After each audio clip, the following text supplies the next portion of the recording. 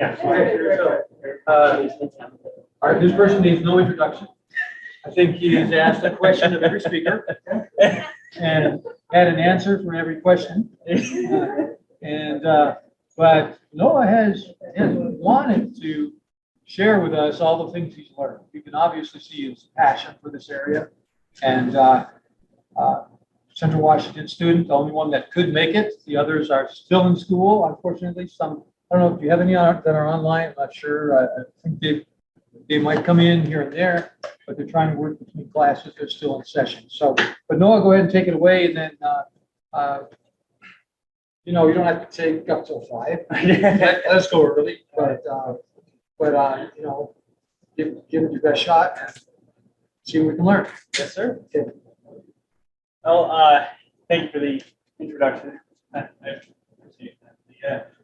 I'm a student. I was the teenage hacker that you typically hear in the news. I discovered that I liked computers when I got a hold of the hardware. The concept of hacking was particularly fascinating with me. I found that area of expertise particularly fascinating. So I came to the conclusion that I can't hack without knowing just about the ins and outs of how computers function. So that became just my info. That's just what it was. It was after school, sometimes during school, when I probably shouldn't have. But I learned the tools of the trade on the open source side. There's a lot of stuff that nation state actors use that I just don't have access to. Back to previous presentations, we talked about like garden threads. These are script kiddies. I like to think that I have programming tools. I don't depend on Metasploits, but you can't anymore. With the way that antivirus is coming up, which is good news, but it's also bad news. I'm going to have to get really creative pretty soon. That's just how it is. I'm going to talk today about a side of cybersecurity that we don't typically address, but it's crucial. As a matter of fact, as luck would have it, the first speaker of this afternoon mentioned the physical compromise of 2 devices to plant persistent access to do whatever nefarious actions there were. These are real-world threats. They affect just about every aspect of cybersecurity. Namely, because if I can get into the server room to steal your data, I don't have to go through your fancy firewall. That's just how it is. So I got some exhibits. You guys will be learning about this tool today. As a matter of fact, we can pass it around. This is Hack by Wi-Fi Pineapple. And if you went to my presentation a couple of days ago, I talked about this hot plugins package called Dash Money. So without further ado, let's get in. All right, you're going to think that. I can turn on the mic. How about that? Yeah, probably. Sounds good.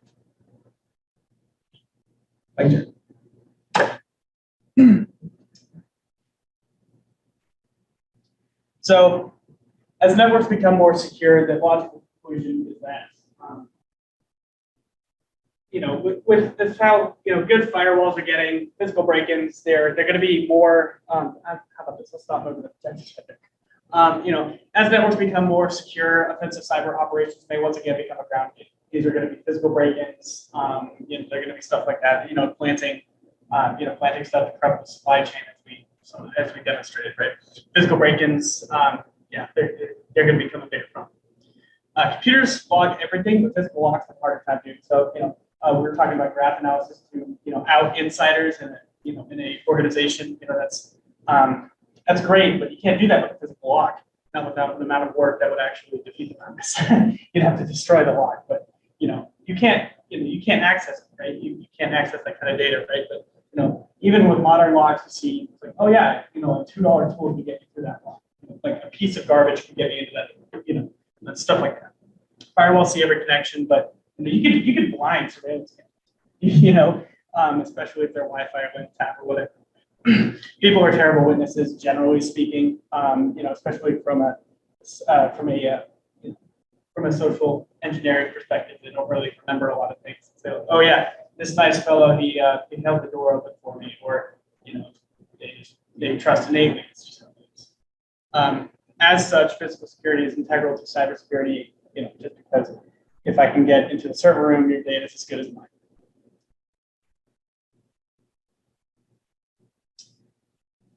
as I was mentioning before, the field of cybersecurity has made, just tremendous strides in artificial intelligence, implementing it into security features. But even industry-leading firewalls can be bypassed with physical access. That's the mother of all exploits is physical access.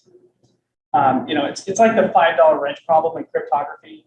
We generate these huge private keys, these really strong encryption algorithms to defend our communications, symmetrical, asymmetrical, right? But let's talk about the $5 wrench. It's effectively old solutions to new problems. Right? So it's kind of a workaround. Think about it. Humans can be coerced, convinced, or otherwise tricked. You got bribery, the minimum wage employee with access to your, or something like that. They're probably going to be susceptible to bribes. There's blackmail opportunities, affairs, narcotics, and historic criminal activity you can leverage against them. It's blackmail to, say here, plug this into your computer, or or else kind of stuff. There's also lack of training. People don't know how to spot a lot of common, social engineering tropes, pretext, et cetera. And there's also stuff with psychology, subconscious assumptions, and other traits. So physical compromise starts with a single step, right? It's usually intelligence gathering, and that's its own rabbit hole, right? You got to know how your target operates. That's just how it is. There's ways you can actually avoid this. You can request that Google blur certain locations of your complex. The stuff that gives out information on the kind of technologies that you use, the kind of, for example, the particular brand of RFID access for readers you use. You can actually request that Google remove this from entries into things like Google Earth and Street View.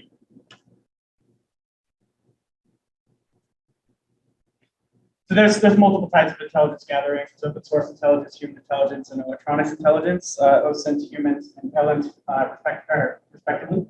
Open source intelligence are documents from websites, Google Docs, Google's an excellent source. There's also a bunch of open source programs that automatically run Google Docs requests. Just anything moving and disclosed by the enemy. There's human intelligence. That's where social engineering comes into play. Police reports, legwork and rumors. You can hear rumors. Job report, job review sites. Actually, you can actually gauge the morale of a complex. Try to see the kind of image they have at the company, the kind of the attitude that employees have towards a firm. You could possibly leverage against them, stuff like that. In electronics intelligence, you can use MAC addresses and other metadata. Getting that transmission. Getting the transmissions and stuff like that, you probably need like Wi-Fi, but as far as MAC addresses, those are public. You can just walk around. As a matter of fact, you can walk around and pick up MAC addresses all day with this. Seriously, you plug this in, it's USB-C, it fits in your backpack. You just walk around and try to associate MAC addresses. You can associate MAC addresses with locations and GPS coordinates. Using that, you can figure out how, this is a popular coffee shop near my target. I'm going to sit there. Can you also do something similar? Absolutely, Bluetooth is the same way. Absolutely right. You can do the same electronic intelligence gathering for just about anywhere. So there's another thing you do. It's there's actually a term in intelligence. It's actually making toast. These organizations, especially nation state actors, these are the types they're going to use. This is the kind of terminology that they use. Think of discovery as burning toast. You don't want burnt toast. You want golden brown toast, precisely, right? Who wants burnt toast, right? Burnt toast is now going to, to basically, now gets to discovery. The most valuable asset you have as an operator in the field is not having people discover that you're trying to look into what they're doing. Noise equals overt activity equals speed. You want to do enough to get the job done, but not enough to be like, oh, I'm going to lock down my facility because someone's trying to spy. Humans are and will remain, for as long as these systems are implemented. That's just how it is. Human attack vectors include social engineering, people holding the door open. That's a huge one. It's a nice gesture. It gets you into places. Even with training, it's still an issue. There's a half-life on training. People forget it's a year. It's been a year. They're doing their regular job. It's just people forget, it's not part of their nature. I'm a desk worker. Why do I have to be super uptight with security? It's just that's seriously, that's only the attack. And we've all heard of phishing, right? It's just, even if phishing has a low success rate of less than 1%, if you have, a fish that has a success rate of half of 1%, and you have a firm with 200 email addresses, mathematically speaking, you're going to get at least one session out to your command and control. It's a numbers game. Yeah, there's a whole bunch of stuff you can do. Just tons of stuff. Humans are, you don't need a bachelor's in psychology to know that people are ashamed of certain things and leverage that against them. And that will always be a problem when you're talking about like IT departments, because IT departments are just humans. They're just humans. They're going to be susceptible to the same stuff. So after the intelligence has been gathered and processed, you put your black hat on. The how usually starts to formulate. And if you're doing this as an analysis, it's like a team operation. This is what you're going to do. Typically, the plan falls in line. Pretext is all that stuff, the required stuff, minimize human interaction. But suppose you do, you want to have a backup plan. You want to have A, B, and C. Social engineering, it just forms, right? As soon as you're ready to rock and roll. It's not just phishing or hiding payloads and Word documents anymore. You don't. Yeah, like I said earlier, you don't need to master the psychology. You just need to understand the basics: how they form suspicion, how they see others around, actually how they view people. There's common subconscious tics, things that humans do that can be leveraged against them, and of course, the people trust us. So another aspect of social engineering is you got to look at it. You really do. Got to look at it. If you walk with purpose, people will assume you have. People don't bother you if you look like you belong. There's some really basic ways of how you can do this.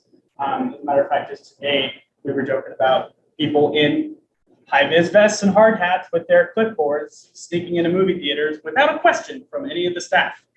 These are just things that you would think would be just dumb, but it happens. It happens that people won't they don't want to be put under the social pressure of accusing someone of being unauthorized and having to deal with that, because we're social animals, we pick up on those cues. It's not, generally speaking, that's not a nice thing to do to strangers. In regards to your movie theater example, I don't think any of the people that are taking into comparisons. That's nice. That goes into human intelligence, right? Why would, aside from the social pressure, why would they expose them to that?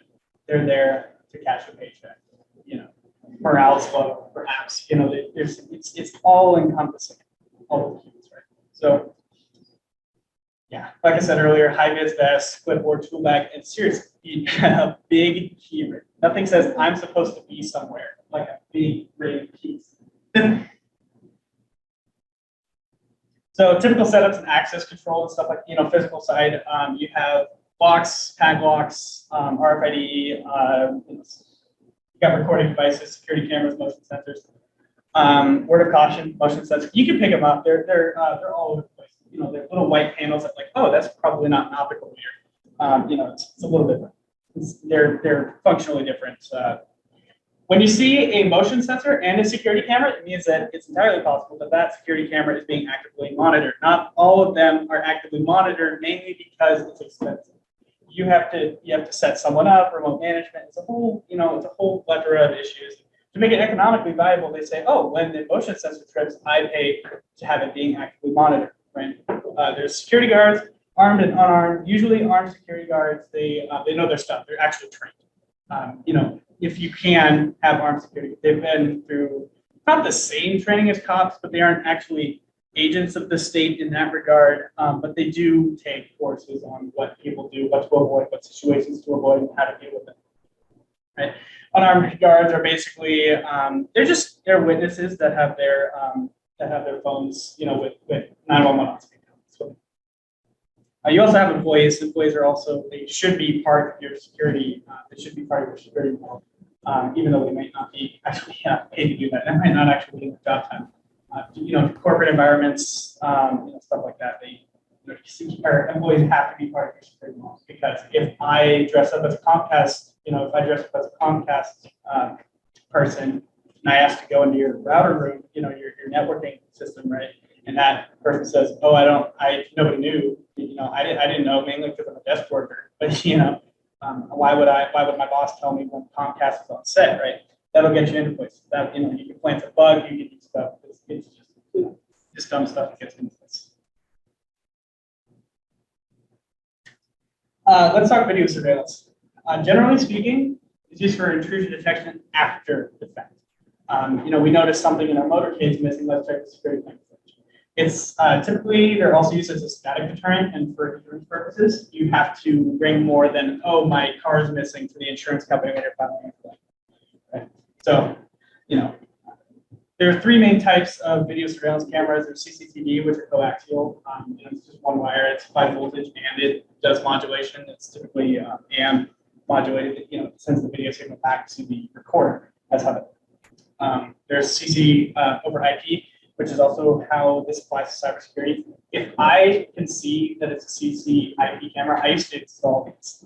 They're pretty easy to spot. It's one camera, typically it's blue, Cat6 cable most of the time is blue. These wires, they're networks. It's a small network hooked up to a server that basically records that sits there and records the data feed from the cameras in tandem. It's just a data stream. We'll talk a little bit more about that in a minute. But they are networks and they can be taxed. The only thing, generally speaking, if anyone's been doing any electrical work, I doubt it. But there are these things called junction boxes, and they hook conduit into it and stuff like that. You can actually, the only thing defending these junction boxes from external tampering is generally it's a filter. These things that you can get into the junction box. If you can get into the junction box, you can tap that line. You can deny service at an opportune moment. These things that you can blind them pretty easy. Wireless security cameras. Thinking about tapping the network, it's almost easier with the Wi-Fi cameras. They use hidden Wi-Fi SSIDs, which are it's security through obscurity. It's not a valid security practice. There's underhanded ways you can actually get access to this SSID, but generally speaking, it's a function. It's the same. It's hard coded. Make sure that all these Wi-Fi cameras of a particular brand of camera and recorder can actually communicate with each other, and that means hard coded SSID values, even if it's on the same network. The SSID, if you don't know, is the Wi-Fi name. There's a way you can implement it to where you don't have to publicly broadcast it. But at the end of the day, if you look at a MAC address, it's an 8 byte hexadecimal number, and it's the first, or sorry, not 8 byte, 6 byte hexadecimal number, and the first 3 bytes are actually the vendor identification number. You can look up the manufacturer of certain devices if you know their MAC address, and if you do that, you can leverage open source intelligence to acquire the SSID that's hard coded in the Wi-Fi security network. And I'll demonstrate an attack that leverages that in a minute. So, as far as tampering is concerned, CCTVs are really hard. It's kind of complicated. Typically, taps with coaxial cameras they don't actually target the attack itself, the communication medium. It's actually the recorder. A lot of times, it's a computer hooked up to a network file system. It's a really sloppy implementation that gets the job done. Because this is operational technology. Security cameras are operational technology. It's very complicated, if not impossible. I haven't done it. I haven't seen any academic papers of any demonstrated CCTV hacks or CCTV taps, mainly because anyone who's actually using coaxial has already found a job in the industry, so doesn't have the time to perform these kinds of attacks. The technology is also old. It's underdocumented. It's very hard. Social engineering is required for that, but you got to get into the recorder. But so as far as CCP or a closed circuit IP, it's just an Ethernet network. They're bugged pretty easy. You get it, the junction box. If not, before it goes in the conduit.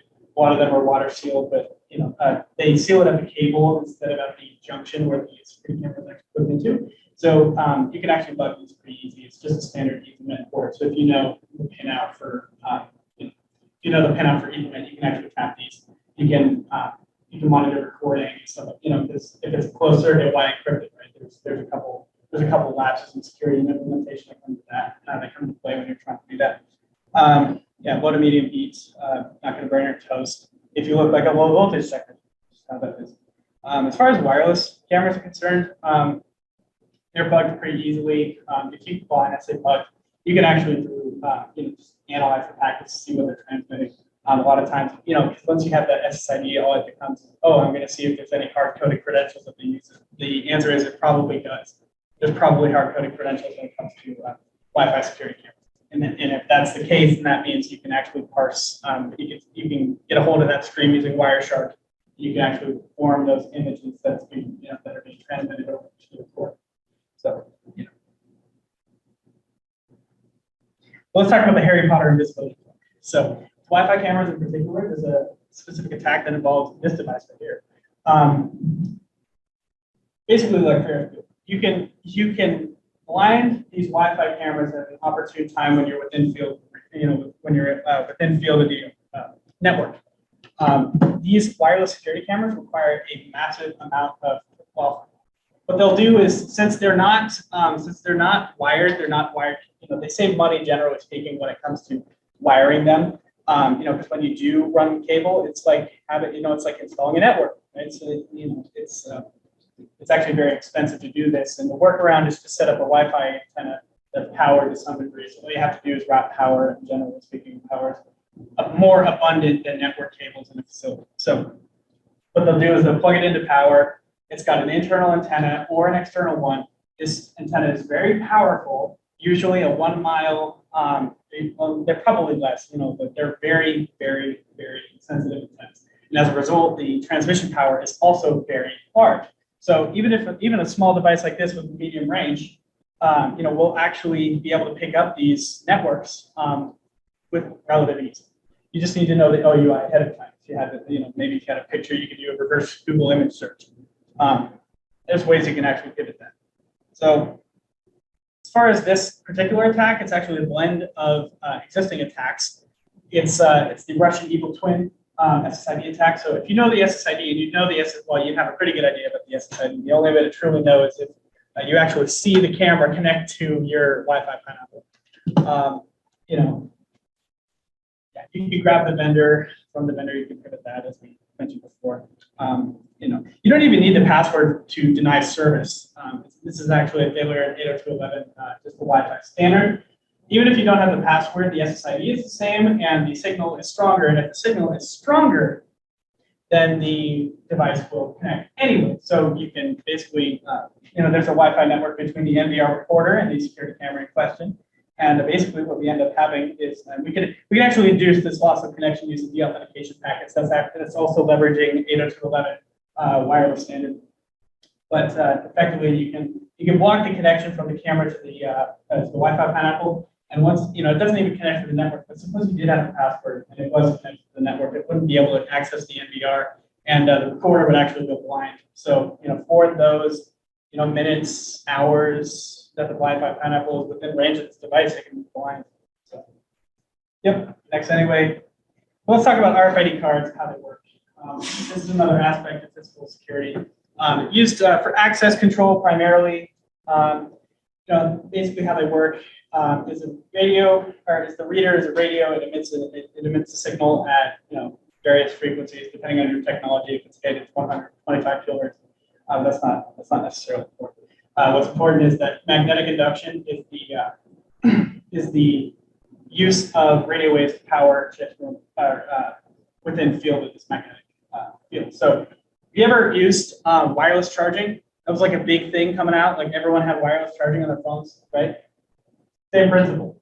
Using magnetic induction, you can actually power the circuit. In this particular case, it's a tiny little chip. It's a card. This card, when powered, screens a number. This number is used for authentication with the reader subsystem. That opens the door. So that's just how that is. And let's see. Yeah. Plenty of protocols. Let's talk about vulnerabilities here. So with low frequency, there's multiple types here. We got low frequency. Okay, so there's two main types that are used for access control applications. Low frequency, there's high frequency, and you might be saying, well, no, you're missing ultra high frequency. Well, the technology, ultra high frequency is not widely implemented in access control, with the exception of some ski passes. The technology is relatively expensive to implement as well, just because it's because the readers are expensive, not the tax. So if you make it's one of those trade-offs we talked about on, I believe, Tuesday. So yeah. As far as products are concerned, we got HIT Prox card, which is low frequency, HIT iClass, which is high frequency, MyFair, which is also high frequency, and there are multi-tech variants that support low frequency and high frequency. So let's talk about vulnerabilities. So there's some vulnerabilities in low frequency that I usually look for. With low frequency, it's ease of cloning. The read range is about 3 feet. You don't have to get super close to your target to actually read the card. This is the point of radio theory. Since the frequency is lower, it transmits further, so that it can be read from a further distance. So you can actually, and I've seen this done all the time. They go into an analysis of a complex. They go to the nearest Starbucks. They sit and wait, see what kind of cards they get read or they get read. All you need is just a backpack, and we'll see this tool in a minute. It's called a hunt. So let's talk. Yeah, there's really weak card cryptography on the low frequency cards, mainly because of the amount of size of storage. It's not possible to store really good primitives, cryptographic primitives on these cards. And due to this lack of functionality or lack of capability, I should say, the cryptography suffers to a great degree. The same is true about the high frequency cards. However, you need to get really close, almost to the point of physical access. Yes. You know what kind of cryptographic algorithms are used on low frequency? It's less cryptography and more, actually. So the low frequency HIT Prox card applications use facility codes and then I think it's like it's an 8-byte number. So imagine your cryptographic primitives being 8 bytes, so that doesn't work. The only thing that complicates that is the facility code. The facility code is used to, a good example would be from building to building. There's a facility code for each building. So the facility code for this building might be 01 or AF, or something like that, just a hex number. And the facility code for the cut would be, this, that, and the other, just a different number. And they use that to measure access control to certain buildings. And it's worked out great historically. So that's that. And I say weak cryptography. Most cards are technically unique. There is a chance of a collision. But there's actually solutions for this. And we'll talk about that when we come to the MyFair implementation. We got a slide about that. So as far as high frequency, we got either cloning. This is due to a Crypto 1 stream cipher that is implemented by MyFair Classic cards. Due to their low capabilities in cryptography, first of all, they're not very capable, so it's not technically possible. However, there is a proprietary cryptographic algorithm that is in play here. It's called the Crypto 1 stream cipher. You can look that up. It's not. It's vulnerable to a lot of attacks, mainly pseudo-random number generators. Like I said earlier, these cards are not capable of getting truly random entropy. As a result, the cryptography suffers. And when I mean suffers, you can crack a MyFair 1K Classic card in under 20 seconds with just a laptop. At best under 10 seconds, at worst over 3 minutes. But this is a stream cipher that was supposed to be cracked, in 48 hours. One of these. So, it's just proprietary crypto algorithms are not generally the way to go. They lack auditing ability. Like when we look at the SHA-256 standard, these things change over time. As we do with SHA-1, 10 years ago, SHA-1 was the SHA-256, but it's just that's how it is. There's also and I say advanced attacks. I haven't launched them, but I've read academic papers demonstrating these kinds of attacks. They're called middleware attacks, and we'll talk about the door controller in a minute here. We'll actually circle back to middleware attacks. So let's talk about low frequency and high frequency cloning. What is cloning? There's a trust relationship between the card and the reader. As a result, if you read the data, the complete data on the card, if you get the ability to read the complete data on the card and you have access to a different card, you can actually write to the card the exact data that is supposed to be meant, or that is meant for the reader. resulting in the controller, the door controller, to give access regardless of, you can't tell the difference, it just mathematically can't. The number's the same, right? So the door controller gives access. This is the hunt pad. This is the tool I was talking about earlier. This is a thing straight out of Mr. Robot. Now, this is a small electrical engineering project, costs about $200. It's an open source community. It's got a whole bunch of guides. Back to that read range vulnerability. This is the actual exploit of it. This is a hacked reader. They pop the reader open, put an Arduino in there, and they can just read YGAN data. That's the serial protocol between the reader that's meant for the control. And logging this YGAN data, we can actually translate this back to a working card. You can clone HitProx cards using it. Just grabs HitProx cards, low frequency cards, translates it into serial data, and stores it on the Arduino to be processed, analyzed, and stuff like that later. There's another interesting attack that, for the system that's quite common. This picture in the center here is an ESP key. This, using a self-stripping connector with a punch tool, you can actually put this bug into readers to tap that data, right? The data that's meant from, that is sent from the reader to the door controller to request access to the facility. If you place this bug inside of the reader, and it's pretty easy, actually, it's a folks that screwdriver, it's some sort of screw that holds the face onto the reader, and you can pull these off. And if you know what wires to arc, and the wires put there, you can actually start logging this data. And it's just a man-in-the-middle attack. It's a fancy man-in-the-middle attack using an ESP32 micro.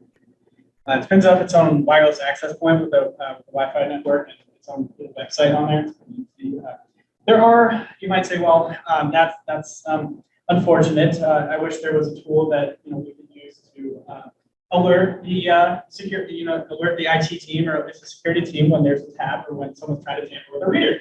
Well, there is, but there's a problem. The really down dirty implementation that they used, it's effectively an electromagnet put to a circuit. So while the magnetic field is in place, while the face is on the reader, actually, when it hasn't been separated, the alarm isn't tripped. You can actually detect these. This is a magnet. If you look closely, this is just a magnet on a gyroscope. And it points out where this magnetic field is. You can actually trick the tamper alarm to believe that it's still, the face is still hooked on. With a neodymium magnet pulled from a hard drive, there's just any old magnet will do of sufficient strength. So, and then you can pull the reader off, unplug the tamper alarm, and then plant your bug anyway. So that's just a counterattack. So back to this point, let's talk about the door controller here. There's a trust relationship with the reader pictured to the pictured far right there next to the little key fob tabs. That's the reader. That's the micro reader. There is there's another interest. This door controller picked up for $80. These are everywhere. A middleware attack actually hacks the reader. This is a microcontroller. It's just a computer, just a fancy computer or a small computer, and it just sits, reads the data, and then controls an electromagnet. Generally, that's the door, that's the lock, that's implemented in the door. That's the actual mechanical lock that stops the door from being opened. So what you can do in the mechanical lock in this sense, this would be for a sliding door setup, or not a sliding door setup, sorry, one of those, one of the double open, the French door setups. In the middle right, that's the actual lock. When the legitimate card is presented, it opens the door. So there's this YGAN protocol. You can tap it. It's pretty basic, just to see from a desk setup how these door controllers are implemented. Generally, the door controller is on the secure side of the building, so you don't have access to the door controller. You can't just arc wires and open doors. There are countermeasures to the ESP key. This is something that's been adopted in the industry. They're called serial encryption modules. As you would expect, it encrypts the serial traffic that goes between the reader and the door controller. However, there's a very small problem with this. Most serial encryption modules are externally terminated, which means that they're actually they're, so you see that blue thing on top of the reader, not the key fob, but where the termination actually is.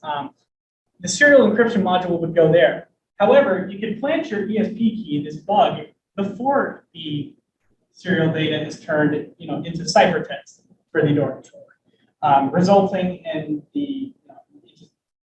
it's great. It clicks the check mark, but in actuality, you can place the bug before it's ciphered, to actually in the attack scope happen. Also, does anyone notice anything about this door controller? Have any of you guys looked at PCBs for a long time? You know what? I'll give you a hint. It's in the middle of the reader. It's in the middle. Sorry, not the reader. It's in the middle of the door controller. Anyone notice that? Anyone? No. Okay. So, yes. Is that the port? That is a RJ45 Ethernet port. Precisely. That's an Ethernet port. So when you think about access control at scale, and we're talking about scales of like 15,000 users sometimes, these are networked.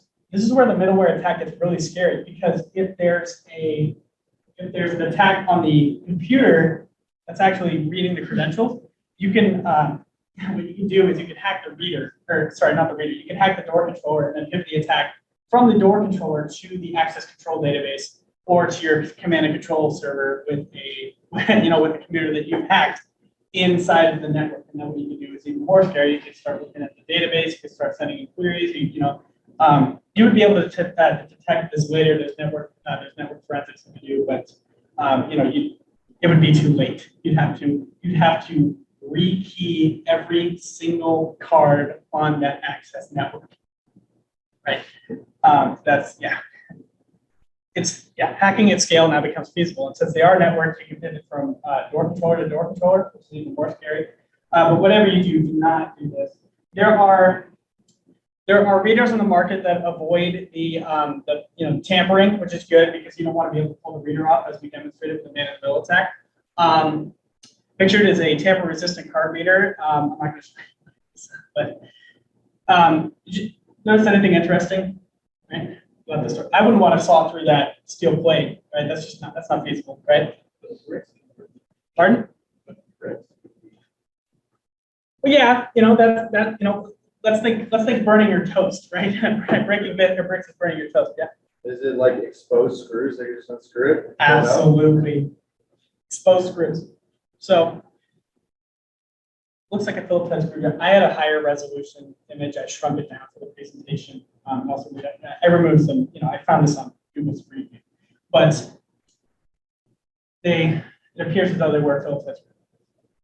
If this is the case, then seriously, the bathroom stalls, the things assemble the bathroom, these security screws, these screws in bathroom stalls are higher security than the ones protecting the reader from the man. Does that line up? It doesn't. No, absolutely not. That's a terrible thing. This is still being done like en masse. It's not great. It's people need to do regular pen testing. So this practice is avoided. Stupid stuff like this needs to be remedied at least. And yeah, Phillips head screwdriver. See what I'm saying? Yeah, there's you might say, well, what if there's a tamper alarm? Just like I said earlier, just use a Mac. Generally speaking, these readers can be picked up from orbit. I mean that lightly. They're not subtle. They're plain as day. I know from this image. Can anyone tell me what that? What it is? It was the middle one. Hit box card. I know the rear. I know their setup. Just from Google Street View. There's things you can do to avoid that, avoiding leveraging open source intelligence like that. But generally speaking, it's not a common practice. They just assume that these systems are safe because they've been around for so long. That's the same problem we're having with operational technology and industrial control systems, except now it's a system that actually protect these industrial control systems.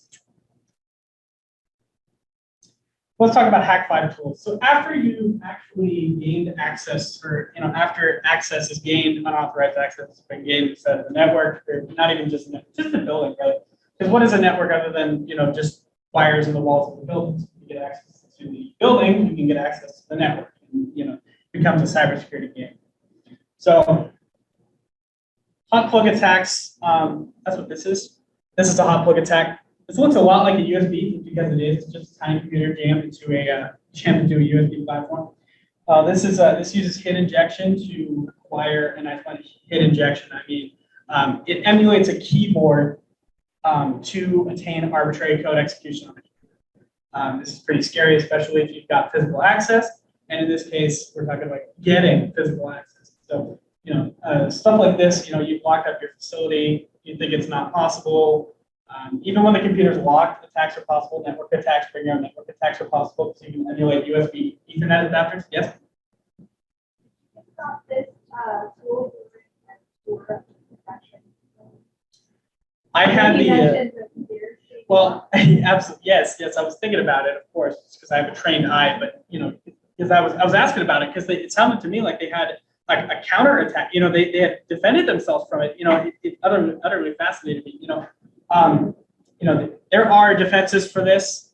They're not commonly implemented because these information systems, they need to be interfaced, right? By humans, and a lot of times that means file transfer over USB. I mean, just the other day we were transferring files from USBs, just to get the OVA files for CSI Linux. But these things need to work, and that's what they're leveraging. So there are counterattacks to these, but they're not commonly implemented. They're only generally reserved for high security buildings. So we got hardware keyloggers. Those are these are just seriously. This is the tip of the iceberg when it comes to Hack5 tools. They've done an excellent job of commercializing hacking tools and making everything like just commonly available. I mean, this is just a router. This is a fancy router with a whole bunch of software on it that makes it able to do funny things with Wi-Fi. But at the end of the day, these systems. These are attack platforms, even so you could build scarier stuff on it. So keyloggers, you can actually put you can intercept it. If you have like a dongle, like a USB-C to USB 3.0 or something like that, you can actually put a keylogger in between the computer and the keyboard, and without the trained eye, you would almost never know. Just because like I said, it requires physical access. They're generally reserved for close quarters combat. So you have to actually be there to deploy something. There are LAN taps. You can make one with the Raspberry Pi, or you can go for the commercially available. There's a whole bunch of ways you can do it. Key crocs for exposed Ethernet ports. They call it the packet squirrel. Hack5. This thing is just a LAN tap. You can throw it in there. It's got a bunch of passive and active attacks. For networks, you can do surveillance, active scanning, stuff like that in the internal network, like bandwidth measurements, so you know when to stop, stuff like that. The OMG cable is a particular attack platform for cellular devices. This was an attack usually reserved for nation-state actors, mainly because you needed the resources to produce such a device, a tiny device that fits in this, in a packaging similar to that of the Apple device without looking, dissimilar, or suspicious, or generally speaking. So I know in applications where security is an absolute necessity, computers with TS clearance or that have been cleared, for that kind of information. Even the phones that they issue at that stage, they have to be charged by a single Apple, single Apple charger, and they actually know when you attempt to charge your phone with a different, with a different cable, and it'll lock up the computer, and you have to go to IT, and it's like a hair. You're ripping your hair out, But this is an absolutely massive attack vector. Well, my phone's dying. I need some help here. Anyone have a charger? Everyone says, yeah. You plug your phone into this, to this USB, and if you can actually gain arbitrary code execution using these. Just about any mobile operating system, Android and iOS.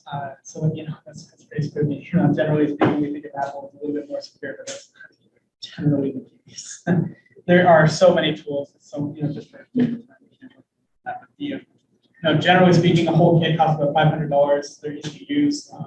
They're actually platforms of attacks. So you can actually use these to craft more scary attacks. And if you want to check out some of the stuff that I've done, please check my GitHub. try to find out. There is a variety of tool set. Like I said earlier, they're very effective in close quarters. But once deployed, the computer is likely compromised. It's just how it is. These attacks are so quick. But let's talk mitigation. Just for starters, we have to avoid using proprietary cryptographic schemes. Sometimes this is hard in access control for the longest time. Proprietary was the only way in the case of MITRE Classic, but we know, and it's been cracked since 2008, but people are still implementing MITRE Classic. Still vulnerable to these attacks. These cards can be cracked in under 20 seconds, but for some reason we still use them. So aside from the manufacturers, trust me, we can't really say that system is secure. You can train your staff. You got to make it fun. It's all about morale as well. You got to know that like I said, you got to make it fun. There is a half-life to training. Make sure it's regular. Routine penetration, physical and remote at the same time. Typically speaking, when you do remote penetration testing, it only applies to the network. Sometimes you can't get in because the network, because the security in the network is so good. But if you can slip a latch on a door to the server room or slip an under door tool in there, you can open the door from the outside, and you can completely compromise the system. Even though they have the top of the end firewall, it's still get the data, read all the hacking you want. Network segmentation, that's huge. When you do deploy these attacks in close quarters, it usually depends on the level of trust with that device. So there's a lot of zero trust implementation that is possible to mitigate some of these attacks. Network segmentation is huge. And intrusion detection systems and firewalls that actually monitor internal traffic. This is not something that's very common, typically speaking, with the firewall and the external interface, without even giving the internal traffic a glance over. This is a huge problem because what if I'm distributing the files from what if I'm stealing data from a host that's within the network? You're not going to see that. That's not going to ever pop up in your IDS, right? It's not going to pick up on your firewall. You need these systems to monitor internal and external traffic at the same time. So that's how we can mitigate some of these attacks. Are there any questions? Yes. I really enjoyed your presentation, and I'm just curious. It sounds like you have a passion for physical penetration testing. Is that something you're considering? So this is not my area of expertise. This is not something I started out with. Over the last year, I was exposed to that. I went to Central, and we have a hacking club. We have a cybersecurity hacking club. It's a nice community of people there of a wide skill set. Sometimes you get someone who's been really into it in one particular field, and you can use their knowledge. There's a handshake that goes there.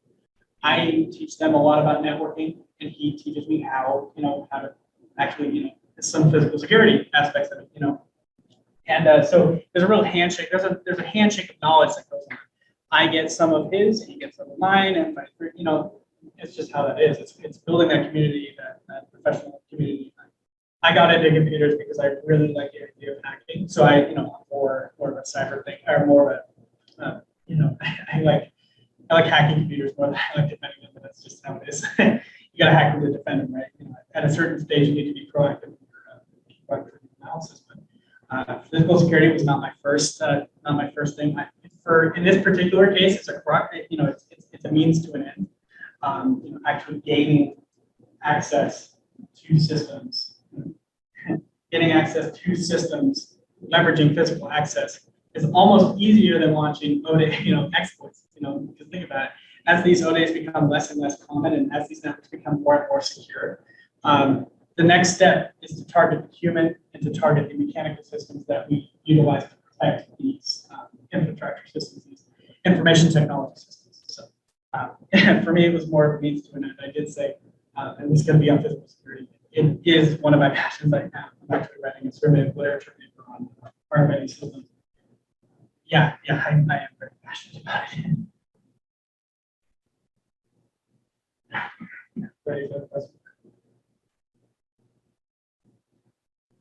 Questions for Noah? Good.